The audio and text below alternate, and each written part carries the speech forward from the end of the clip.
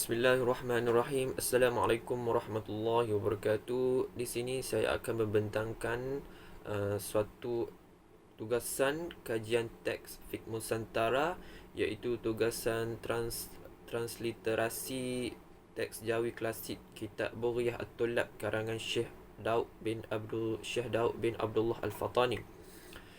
Dalam pembentangan ini saya akan mengulaskan sedikit daripada bab azan dan iqamah. Sebelum itu, saya akan memperkenalkan diri saya dahulu. Nama saya Anas bin Din, nombor matrik 054846 daripada Ijazah Sarjana Muda Syariah dengan Kepujian. Topik yang dipilih iaitu bab azan dan iqamah berdasarkan kitab Bughyah At-Tullab karangan Syekh Daud bin Abdullah Al-Fatani rahimahullah. Dalam bab ini menggunakan ta'rifan tentang azan di iqamah dengan jelas. Sebagai contoh, azan ditakrifkan sebagai sebutan dengan menggunakan satu lafaz yang khusus yang diamalkan oleh umat Islam sebagai petanda masuknya waktu fardu. Manakala iqamah pula ditakrifkan sebagai sebutan tertentu atau khusus untuk memaklumkan kepada orang ramai bahawa untuk memulakan solat fardu. Bab ini juga menerangkan sedikit tentang pensyariatan azan dan iqamah berdasarkan dua sumber utama iaitu Al-Quran dan As-Sunnah. Terdapat juga disebut sebahagian hukum-hukum yang berkaitan dengan azan dan iqamah berdasarkan kepada beberapa situasi atau keadaan tertentu. Seterusnya kita akan masukkan bab yang pertama iaitu pada permulaan bab. Kata Syekh Daud Abdullah Al-Fatani rahimahullah, ini suatu bab pada menyatakan bam dan iqamah. Bab ini menerangkan tentang azan dan qomat dan iqamah, iaitu azan pada lughahnya, pada bahasanya ia merupakan suatu memberitahu suatu sama ada ia masuk waktu sembahyang atau waktu lain. Dijelaskan juga lagi dengan dalam firman Allah Subhanahu Wa Taala, ia adalah pemberitahuan daripada Rasul dan Allah. Dari segi syarak pula, azan bermaksud sebutan yang tertentu atau khusus untuk memberitahu maksudnya waktu solat fardu. Ta'rif dari segi bahasa dan istilah dikuatkan dengan dalil Al-Quran pensyariatan azan, iaitu pada asalnya sebelum diijma'kan dalil azan dan iqamah ini berdasarkan firman Allah Subhanahu Wa Taala, A'udzubillahi minasyaitonirrajim, ya ayyuhallazina amanu idza nudiya lis-salati min yaumil jum'ati fas'au ila zikrillah. Dengan bermaksud, wahai orang-orang yang beriman, apabila telah diseru untuk melaksanakan solat pada hari Jumaat, maka segeralah kamu mengingat Allah. Bagi orang yang beriman, hendaklah bersegera melakukan solat Jumaat apabila mendengar seruan bang, yakni azan. Seterusnya kita beralih kepada dalil sunnah, iaitu pensyariatan azan. Nabi memerintah melaungkan azan berdasarkan sabdanya yang bermaksud, jika telah datang waktu solat, hendaklah salah satu daripada kalian mengundangkan azan. Hadis ini menunjukkan perintah untuk melaungkan azan apabila masuknya waktu solat fardu. Seterusnya, definisi iqamat dari sudut bahasa dan istilah.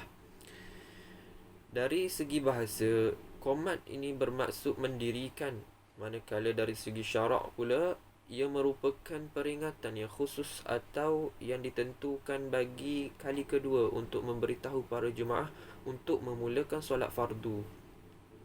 Di sini jelas menyatakan bahawa terdapat perbezaan antara definisi azan dan iqamah, yang mana azan merupakan panggilan atau peringatan untuk para jemaah telah masuknya waktu solat fardu, manakala qomat pula merupakan suatu peringatan untuk memulakan solat fardu.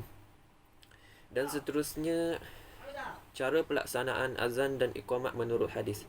Cara pelaksanaan azan iqamah berdasarkan hadis daripada hadis Abu Daud dengan sanad yang sahih daripada Abdullah bin Zaid dan bin Abdul Rabah, bahawa Nabi SAW telah memerintahkan untuk memperingatkan waktu solat dengan mengetuk atau dipalu nukus, iaitu loceng.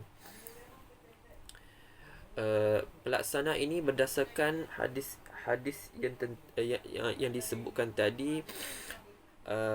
Dalam hadis ini menyatakan bahawa Abdullah bin Zaid telah bermimpi berjumpa dengan seorang laki-laki. Dia menyatakan bahawa dia telah melihat seorang laki-laki memegang nukus, yakni loceng pada tangannya, dan lalu laki-laki tersebut mengatakan bahawa kepada Abdullah bahawa dia menjual kepadanya nukus itu, yakni loceng tersebut.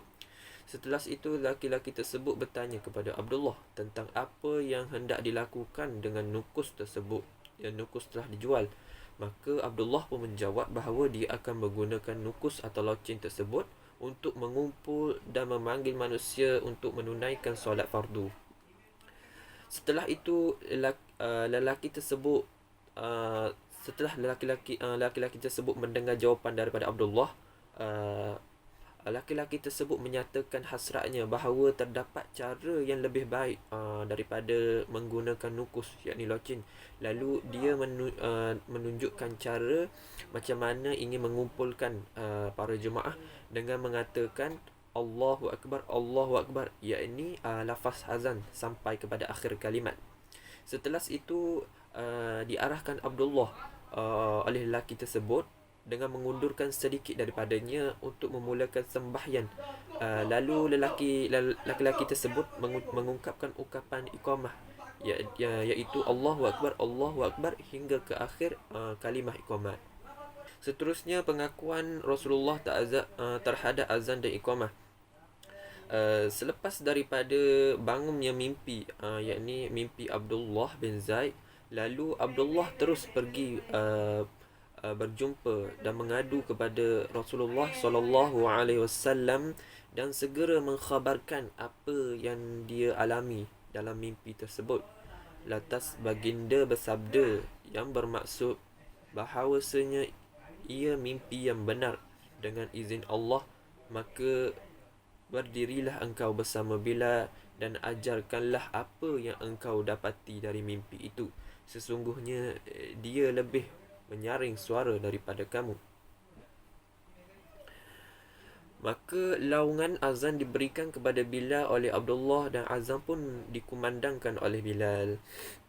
Hadis ini menyatakan bahawa pengakuan Nabi terhadap mimpi yang dialami oleh Abdullah bin Zaid bahawa untuk memanggil dan mengumpul manusia untuk solat fardu adalah dengan cara azan yang dialami mimpinya tersebut.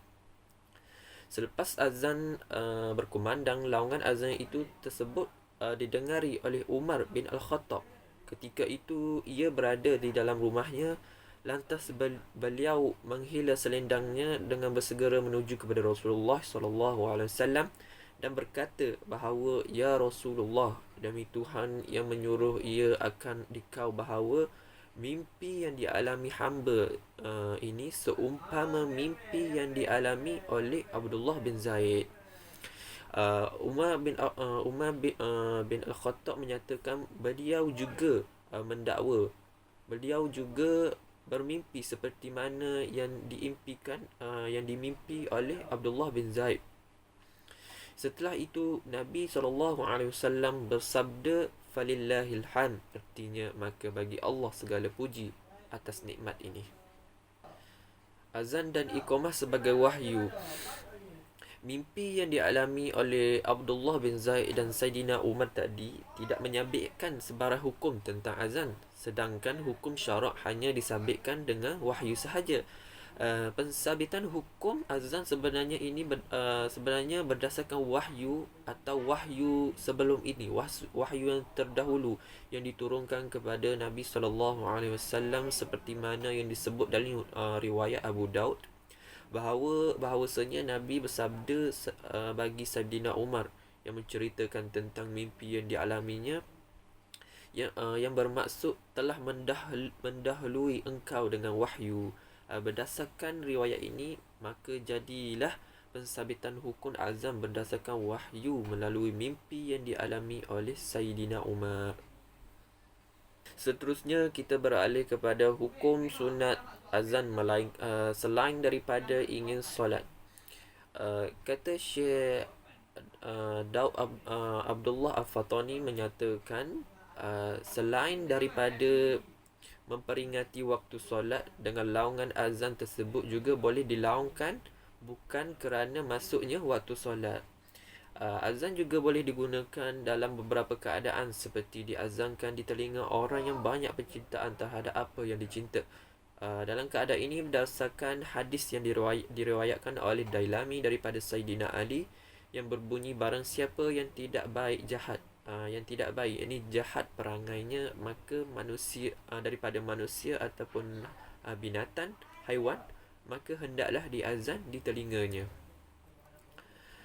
Seterusnya disunatkan juga diazankan selain daripada untuk menunaikan solat, dengan diazankan pada telinga orang yang dirasuk syaitan atau jin, dilaungkan pada telinga orang yang terlampau marah juga boleh diazankan dan disunatkan ketika berlakunya kebakaran. Selain itu, boleh diazankan dan disunatkan apabila sedang berlakunya peperangan atau berdepan dengan musuh.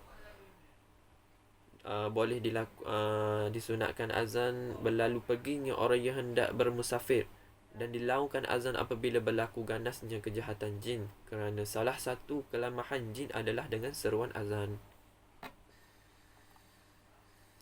Seterusnya, hukum melaungkan azan dan iqamah.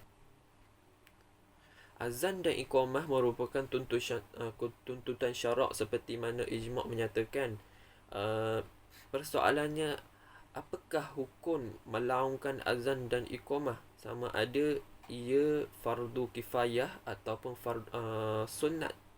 Pada pandangan yang ashah, yakni pandangan yang muktamad, iaitu yang muktamad menyatakan bahawa azan dan iqamah ini adalah sunat kifayah pada hak sembahyang jemaah, manakala ia menjadi sunat aini apabila sembahyang berseorangan, umpama hukum memberi salam.